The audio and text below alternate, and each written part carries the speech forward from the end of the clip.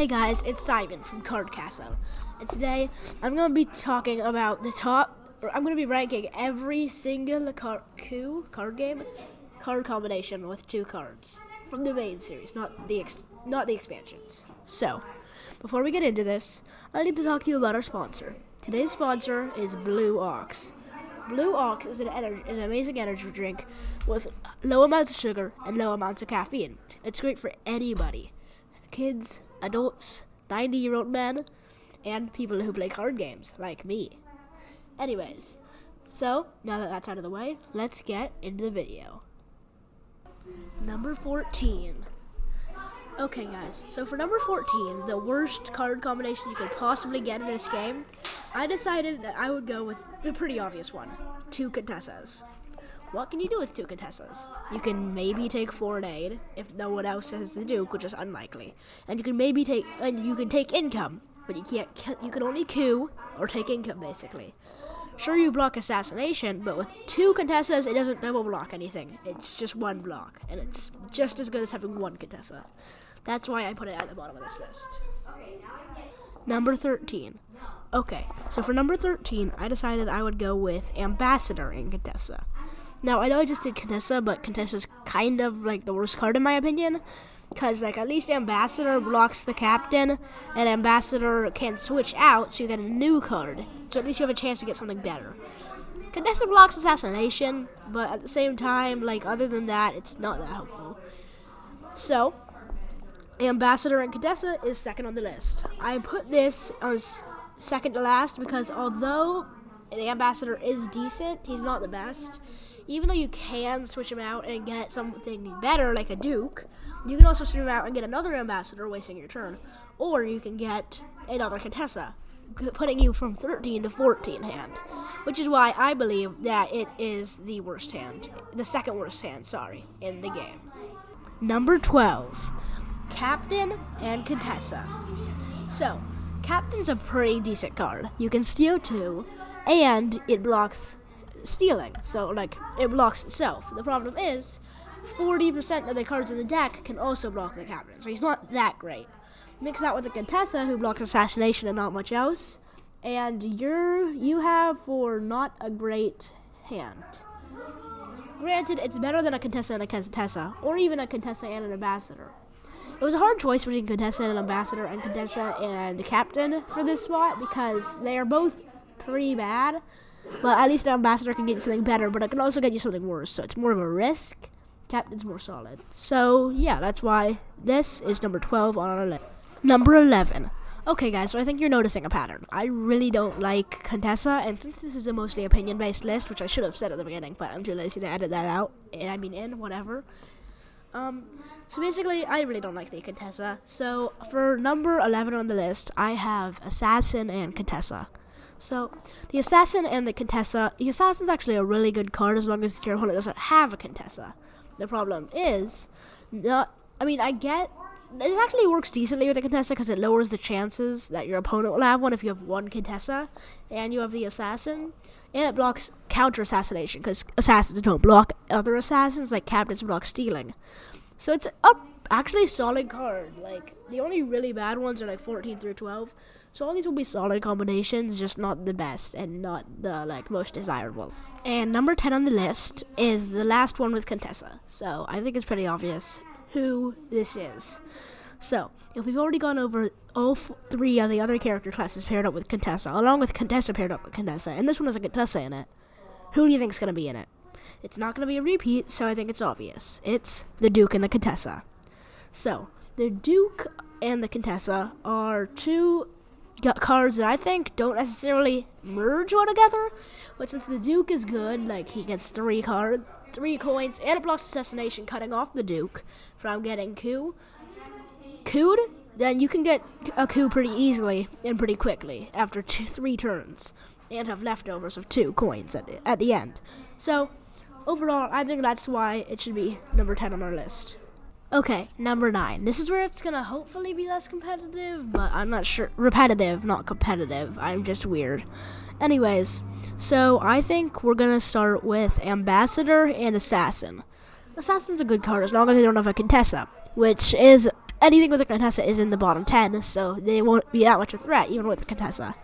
And with the Assassin being such a good card, as long as they don't have a Contessa, then pairing that with a potentially really good card, the Ambassador, who can block stealing of your 2 coins max income, or you can trade them in and get potentially even a Duke for a 3 coin and then kill combo, which pairs really well with each other.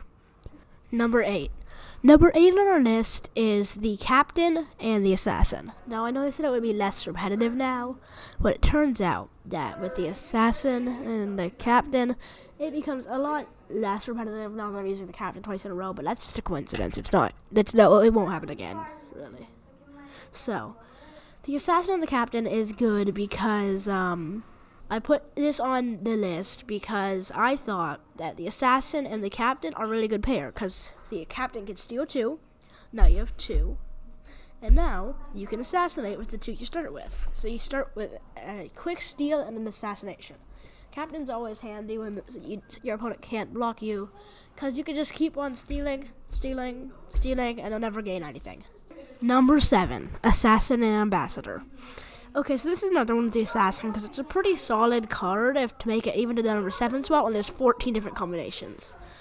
Plus, adding the Ambassador, who can be any card, really, or even block a Captain, who would be really annoying against someone who couldn't block it and had the Assassin, not Ambassador, I'm stupid. And, yeah, so that's why I think it really deserves a spot on this list. Unlike the Contessa, who I didn't even want to put on the list. So, yeah. Number 6. Okay, so for the number 6 spot, I went with the Ambassador and the Duke. The Duke is really good, my favorite card, because you can get 3 coins in 1 turn. 3 of those will get you more than 7, which can get you Q. Match that with any card in the deck, because it's an Ambassador, or even a Captain blocker. And you have a solid hand that can defend you from captains who can steal, so you're only getting 1 and they're getting 2 every turn. Or you can pair it with a Contessa who can block assassinations. You can pair it with a Captain who can steal if you don't feel like taking 3, or an Assassin who could give you the 1-2 combo. So all in all, I think this was a really solid spot on the list, and would recommend if you have this, you probably won unless someone has an even better hand, which is unlikely. Number 5. Okay, so for number 5, I did a pretty uncommon one. It's 2 Ambassadors. So 2 Ambassadors is okay, because you can have one amazing number 1 hand or a number 14 hand, so it really varies. But I thought I'd give it a chance because I really like the hand and put it at number 15 on the list. So that's my reasoning behind that. This is going to be a shorter section. So yeah. Number 4. Okay, so for number 4, I picked the Captain and the Assassin. Basically, the Captain can steal 2, which will get you almost close enough to assassinate. Plus, your opponent will have no chips left, so they can't even coup you. So you're basically just assassinating after assassinating, while your opponent's losing coin after coin, and it's an endless loop of you murdering them, while they can't gain any coins until there are no opponents left. And that's the game. So, yeah. The game's about brutally murdering your enemies as fast as you can. So with that combo, you'll really be able to get it done quickly. Okay, so now we're here for the top 3. I like to call it the Duke 3, because the top 3 has a Duke in it. So we're going to start with the obvious one, 2 Dukes. 2 Dukes is good, because it's a Duke, which is already good. And even if you get assassinated or killed, you still have a Duke, so it's like a reinforcement, rather than, And in a 1-on-1, this is basically an instant guaranteed win unless your opponent has a Duke and you don't kill them.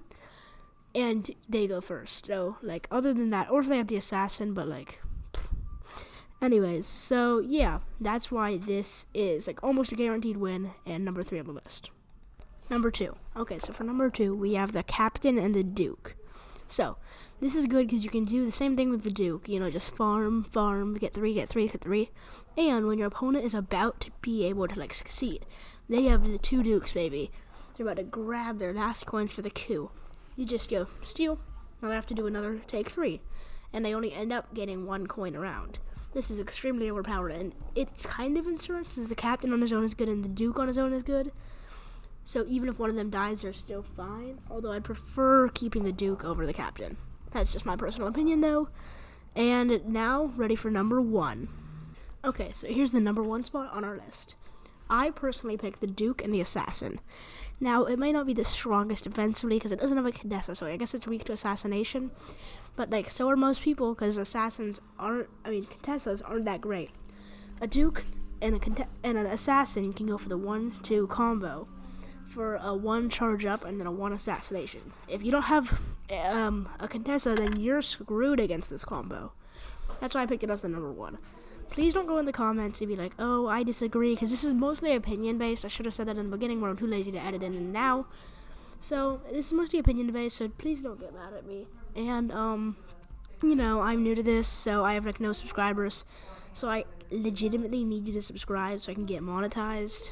I'm not, subscribe so I can get a play button. I don't care about a glorified paperweight. So, thanks for watching. Like, subscribe, and comment to help the YouTube algorithm. This is Simon from Card Castle, signing out.